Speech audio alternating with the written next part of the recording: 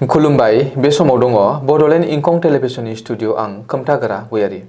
खुलुमबाय स्टुडिअ आं मिथिका नार्जारि। दिनैनि गाहाय रादाबफोराव दङ।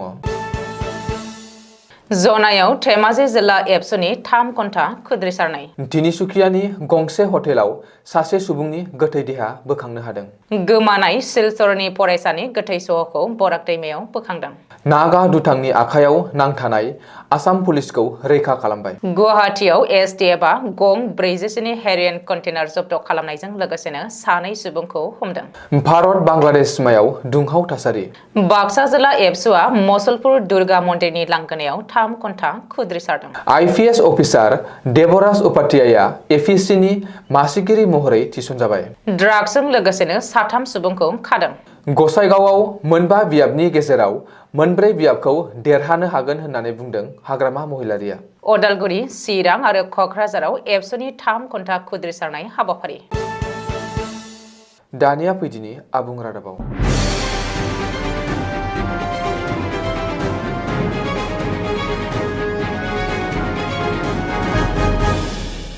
धेमाजि जिल्ला दुलाराय बर' फरायसा आफादनि 3 घन्टा सुबुं खुद्रिसारनाय हाबाफारि थावनि जनाय लोगो खुंगिरि मावख'नि लांगोना मोखाङाव बर' बिजोंनि जेंनाफोरनि थाखाय हायुंगिरि सोलोंथाइ बिखान्थि 2020नि राहाखौ हास्थायनानै बर' गुदि मोनथाइ सोलोंथाइनि मोनथाइफोरखौ बर' हारिनि थाखाय दुलाराय बर' फरायसा आफादा मोनफुंनो लुबैनानै जनाय लोगो जिल्ला खुंगिरि मावख'नि लांगोना मोखाङाव धेमाजि जिल्ला दुलाराय बर' फरायसा आफाद, बर' थुनलाइ आफाद, आइजो अनसाय आफादनि 3 घन्टा सुबुं खुद्रिसारनाय हाबाफारि लानाय जादों। बे खुद्रिसारनाय हाबाफारियाव बर' हारिनि माखासे मावफुंजायै गोबां आद्रा जानानै थानाय आयदाफोरखौ लानानै मावफुंनायनि दाबि दैखांदों आरो सरकारनिसिम खुद्रिसारनाय फोरमायदों। लोगोसेनो फरायसालिनि जेंनायाव बेखौबो मख'नांगोन दि धेमाजि जिल्ला सिमेन्सापुरि एसपि बड' गोजौ फरायसालियाव गुबुन हारिनि सा 7 फोरोंगिरिफ्रा आबुं जानानै दङ। नाथाय बै फोरोंगिरिफ्रा बर' हारिनि ओंखाम ओंख्रि जानायनि जेबो ओंथिखौनो बुजिया, अब्ला बर' बिजोंनि फरायसालियाव गुबुन हारिनि फोरोंगिरिफ्रा मा फोरोंथाइ होनो हागोन? बेफोर गासैबो बिथिंखौ लानानैनो दुलाराय बर' फरायसा आफादनि नेहाथारि बड'सा ब्रह्मआ गोख्रों रावजों माखासे बेफ्रुसार बाथ्राफोरखौ बुंथिदों आरो सरकारा दुलाराय बर' फरायसा आफादनि खुद्रिसारनाय दाबिफोरखौ गनायनानै लायाब्ला उननि समाव बेनिबो गोख्रोंसिन सोमावसारनाय हाबाफारि लागोन होननानैबो फोरमायथियो। तिनिसुकियायाव गंसे हटेलाव सासे सुबुंनि गोथै देहा बोखांनो हादों।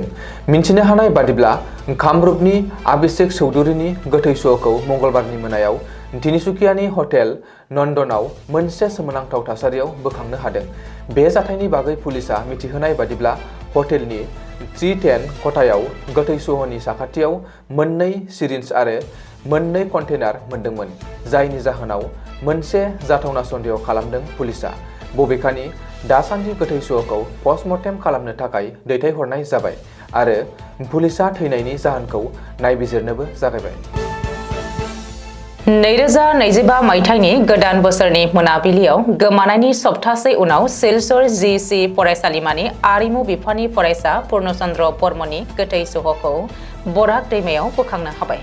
मिथिनो हानाय बायदिब्ला काछार बरखलानि उजान गामिनि थागिबि बर्मनआ 31 डिसेम्बरनि मोनानि 11 रिंगासोआव सेंकुटि रडआव गावनि भारा न'निफ्राय ओंखारलांनायनि उनावनो गोमादोंमोन। गोमानाय सुबुंनि रिपर्ट आरो पुलिसनि नागिरनायनि उनावबो गोमानाय सुबुंनि बागै मिथिनो हानाय जायाखैमोन। बबेखानि मंगलबारखालि काछारनि खाथिगरायाव जायगानि सुबुंफोरा दैमायाव सेवहांनाय गोथै सहखौ बोखांनो हादोंमोन, जायखौ बर्मननि गोथै देहा होननानै सिनायथिनो हादों। बे समाव गोथै सहखौ बोखांनानै सिलचर मेडिकेल कलेज हस्पिटालाव पस्ट मर्टेम आनजादनि थाखाय दैथायहरनाय जाबाय। बबेखानि बे जाथायखौ बुथारनायनि सन्देह खालामदों नखरा। पुलिसनि गिबि नायबिजिरनायनिफ्राय मिथिनो हानाय बायदिब्ला बर्मनखौ दैमायाव गारहरनायनि सिगां बुथारनाय जादोंमोन होननानै पुलिसआ मिथिहोदों। बबेखानि बे जाथायनि बागै सैथोखौ दिन्थिनो गोख्रोङै नायबिजिरगासिनो दङ। मरियानीनि झेनेलकाट पुलिस थानानि अफिसार इनचार्ज जतिन बराजों दैदेनजानाय आरो ढेकक पुलिस थानानि अफिसार इनचार्ज गंगा फुकनआ जयै लोगो नांना गारि खावनायनि सायाव मोनसे गोख्रों अपारेशन खालामनाय जादों, जेराव नागालैंड हादरसानि मककचुं जिल्लानि यांसी गामियाव नागा दुथांफोरनि आखायाव बिसोरो नांथानानै थानांदोंमोन। मख'नो गोनांदि धेगक पुलिस थाना आरो जेनेलकाट पुलिस थानानि मावफारियाफोरनि सायाव बेलासि समाव गाग्लोबनायबो जादों।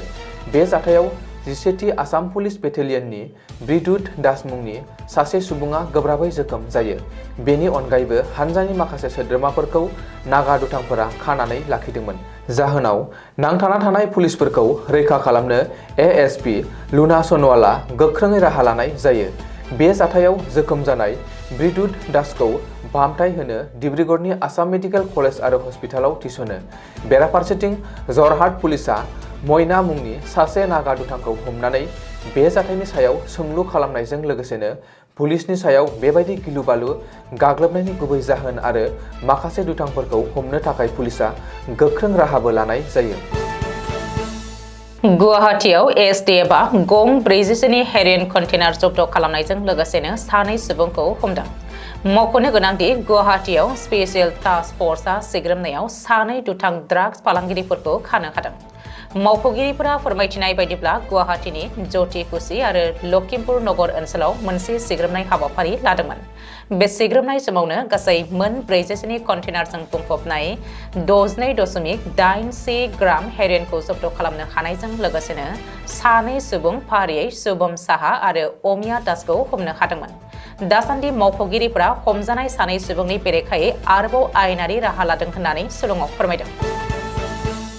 त्रिपुरानि उनाकटी जिल्लायाव थानाय मागुरुली ग्राम पन्चायतनि पिलार नम्बर 47नि साखाथियाव बिएसएफ जवान आरो बांलादेशी नोगोरारिफोरनि सायाव दुंहाव थासारि सोमजिनायखौ नुनो मोननाय जादों। बांलादेशी फालांगिरिफोरा आयेननि बेरेखायै बानायनाय बिरिखौ सिमा बारहोनो नाजानायखौ होबथानायजों लोगोसे पेट्रलिं खालामनाय सानै बिएसएफ जवानफोरा बिसोरनि मुवाखौ सेख'नानै लानायनि उनावबो सिमा बारनानै बिसोरखौ संनो नाजादोंमोन। मख'नो गोनांदि बेबादि बारसिनना थांनायाव साननि समावनो बांलादेशी सुबुंफोरा जवानफोरनि हाथियारफोरखौ जरजुलुमै सेनो नाजानायावनो बे जाथाया बारानिफ्राय बारा जाना जवानफोरनि सायाव गोबौ हाथियारजों गाग्लोबदोंमोन। जाहोनाव बिसोरनि गेजेराव सोमजिनाय दाङाबाजिखौ नुना बर्डार गार्ड सासे जवाना जाथायसालियाव नुजाथि हैनानै दुंहाव थासारिखौ दबथायनो नाजाफैयो। बबेखानि बांलादेश सिमानि साखाथियाव थानाय गामियारि सुबुंफोरा बिएसएफनि सायाव रागा जोंखांनानै बेबादि गाग्लोबदोंमोन होननानै मिथिहोनाय जादों। दुंहाव थासारिया दसे समहालागै सोलिदोंमोनब्लाबो गावजों गाव बुजायलायनायनि उनाव सरासनस्रा थासारियाव फैफिनदोंमोन होननानैबो शिलंआव फोरमायथिदों। मिरु दुलाराय बर' फरायसा आफादनि बिथोन बायदियै बाक्सा जिल्ला दुलाराय बर' फरायसा आफादनि बानजायनायाव बर' बिजों सोलोंथाइनि माखासे सुस्रांजायै जेंनाफोरखौ सुस्रांनायनि थाखाय दाबि दैखांनानै 3 घन्टा सुबुं खुद्रिसारनाय हाबाफारिखौ मुसलपुर दुर्गा मन्दिरनि लांगोनायाव खुंनाय जायो। बे हाबाफारियावनो बाहागो लानानै सुबुं खुद्रिसारनायनि थांखिखौ बिबुंथिनि गेजेरजों गुवारै फोरमायनानै होयो मिरु दुलाराय बर' फरायसा आफादनि लोगो गाहाय नेहाथारि दिनेश ब्रह्मआ। बे हाबाफारियावनो बाहागो लायो फारियै बर' थुनलाइ आफादनि सोद्रोमा शरद चन्द्र रामसिहारि, आसुनि अर्गानाइजिं सेक्रेटारि कंकन ज्योति शर्मा, बाक्सा जिल्ला बर' थुनलाइ आफादनि आफादगिरि नेहाथारि, बाक्सा जिल्ला आसुनि आफादगिरि नेहाथारि, बाक्सा जिल्ला हाई स्कुल टीचार्स एसोसिएशननि आफादगिरि नेहाथारि, बाक्सा डिस्ट्रिक्ट टीचार्स एसोसिएशननि आफादगिरि नेहाथारिजों लोगोसेनो गं 25 दखरा दुलाराय बर' फरायसा आफादनि आफादगिरि गाहाय नेहाथारि आरो गोबां बिबानगिरिमोना बाहागो लादोंमोन। सुबुं खुद्रिसारनायनि गुबै आयदाफोरानो जादों फारियै आसाम जुडिशियेल सार्भिस एग्जामिनेशनाव बर' आयदाखौ थिसननाय, सीटेटआव बर' आयदाखौ लेंगुवेज 1 महरै थिसननाय, गासै गं 35 बर' बिजोंनि गोदानै मडेल हाई स्कुल गायसंनाय, गासै 101 गोजौ फरायसालिखौ थाबैनो बर' बिजोंनि जौसिन गेजेरारि फरायसालि खालामनाय आरो बेफोर आपग्रेडेशन फरायसालिफोराव बर' बिजोंनि आयदा फोरोंगिरिनि मासि सोरजिनानै फोरोंगिरि थिसननाय, बिटिआर गोरोबथा बायदियै फेन्सार फरायसालिफोरखौ प्रभिन्सियेलाइज खालामनाय, सेबायाव लांदां जानानै थानाय बर' एकाडेमिक अफिसारनि मासिखौ सुफुंनाय, Assam text book and publication कर्परेसनाव लांदां जानानै थानाय बर' एकाडेमिक अफिसारनि मासिखौ सुफुंनाय, SCERT-आव लांदां जानानै थानाय बर' लेक्सारारनि मासिखौ सुफुंनाय, SSE-आव लांदां जानानै थानाय बर' ट्रेन्सलेटरनि मासिखौ सुफुंनाय, EGS फरायसालिफोराव गंफायाव गोदानै सानै अरायथा फोरोंगिरि थिसननाय, बाक्सा, दुधनै आरो बालिपारानि मडेल डिग्री कलेजाव बर' बिफान सोसननाय, आंगनबादि सेन्टाराव बर' बिजोंनि फरा बिजाब जगायनाय, बिटिआरनि बायजोआव थानाय गंसे फरायसालिमानि बर' बिफानाव गंफायाव आरोबाव सासे एसिस्टेन्ट प्रफेसार थिसननाय, आसामनि गुबुन गुबुन बिजोंनि फरायसालिफोराव फोरोंगिरि मावनाय बर' राव लिरनो आरो फरायनो रोंनाय बर' फोरोंगिरिफोरखौ बर' बिजोंनि फरायसालिफोराव लाबोनाय, बैफोर दाबिफोरखौ आसाम सरकारा थाबैनो सुस्राङाब्ला सोमावसारनाया सोलिबाय थागोन होननानै एबसुनि लोगो गाहाय नेहाथारि दिनेश ब्रह्मआ बुंथिदों। आसामनि बयनिख्रुइबो गोजौसिन रिक्रुटमेन्ट बर्ड एबा आसाम पाब्लिक सार्भिस कमिसननि गोदान मासिगिरि महरै आइपिएस अफिसार देबराज उपाध्यायखौ रायजो बेंगिरिया थिसनबाय। रायजो सोरखारनि रिकमेन्डेसन हरनायनि उनाव रायजो बेंगिरिया देबराज उपाध्यायखौ एपिएससिनि मासिगिरि बिबानाव मंगलबारखालि थिसनदों। आसाम पुलिसनि आइजि क्राइम बिबानगिरि आजिरा मोननाय देबराज उपाध्यायआ हादरगिरिनि पुलिस मेडेलबो मोनखांबायमोन। बेनि अनगायैबो APS officer Mrigesh N Baruah आरो भास्कर फुकनमोनखौ एपिएससिनि गोदान सोद्रोमा महरै थिसनथाइ होबावनाय जायो। समायखिरा एबा सतबांसा लानाय हाबाफारिखौ रायजो बेंगिरि लक्ष्मण प्रसाद आचार्यआ दैदेनगोन होननानैबो मिथिहोदों। मोनसे गोख्रों सिग्रोमनायनि गेजेरजों गभर्नमेन्ट रेलवे पुलिसआ ड्राग्स फालांगि खालामनायनि बेरेखायै हमनायाव जाफुंसारदों। स्रोद संदाननायनि गेजेरजों निउ दिल्ली राजधानी एक्सप्रेसआव दावबायनाय सासे दावबायारिखौ लाखिनानै सिग्रोमनायाव 1.008 किल'ग्राम मार्फिनखौ जब्द खालामनो हानाय जादों। बे जाथायजों लोब्बा गोनां पुलिसआ खानाय दायनिगिरिखौ बिहार हादरसायाव थानाय जैतपुरानि थागिबि अजय कुमार गुप्ता 22 बोसोर होनानै सिनायथि होदों आरो बियो मरियानि रेलवे स्टेशननिफ्राय उत्तर प्रदेश फारसे थांगासिनो दङमोन होननानै सुलुङाव फोरमायदों। बेराफारसेथिं पानबाजार पुलिसआ गुवाहाटीनि 3थि रेलवे गेटआव गोख्रोङै सिग्रोमनायनि जाहोनाव ड्राग्स फालांगि खालामग्रा सानै आइजोजों लोगोसेनो गुबुन सासे सुबुंखौ खानो हादों। पुलिसआ खानाय दायनिगिरिफोरखौ माधव दास आरो ममता खातुन होननानै सिनायथि होदों।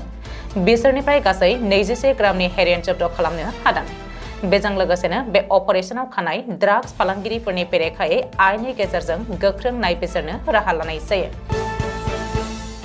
क'क्राझार जिल्ला गसाइगाव सोहोरनि सिङाव थानाय गान्धीनगर गेवलां गेलेग्रा फोथाराव जिल्ला इउथ बिपिएफ, अमेन बिपिएफ, बिएसइउ आरो अल सेल्सनि बानजायनायाव गसाइगाव एनइजिबिटिनि साखाथियाव थानाय गान्धीनगर गेलेग्रा फोथाराव दिनै सानसेनि मेहेरगोनां हाबाफारि लानानै गसाइगाव जिल्ला बिपिएफनि 6th एनुवेल कनफारेन्स खुंफुंदों।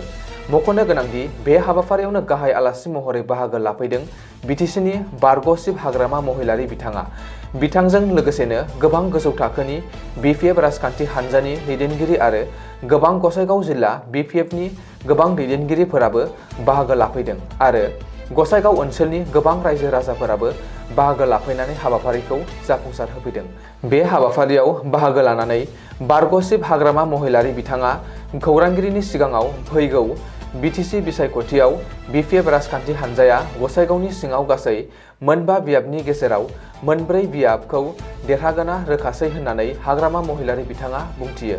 लोगोसे बिपिएफ राजखान्थि हान्जाया रावजोंबो एलायन्स खालामालासिनो बिटिसि बिसायख'थिखौ गेलेगोन आरो सोरखार दागोन होननानैबो बुंथिबावो हाग्रामा महिलारि बिथाङा।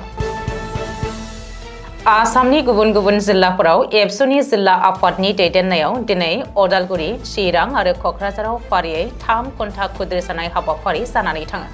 अदालगुरि जिल्ला एबसुआ अदालगुरियाव, चिरां जिल्ला एबसुआ काजलगावआव आरो क'क्राझार जिल्ला एबसुआ क'क्राझाराव गावबा गावनि जिल्ला हेडक्वार्टाराव खुद्रिसारदों। आथिखालनि सोलोंथाइ खान्थिखौ नोजोर बोनानै आसाम सोरखारनि हेंथायै खुद्रिसारदों एबसुआ।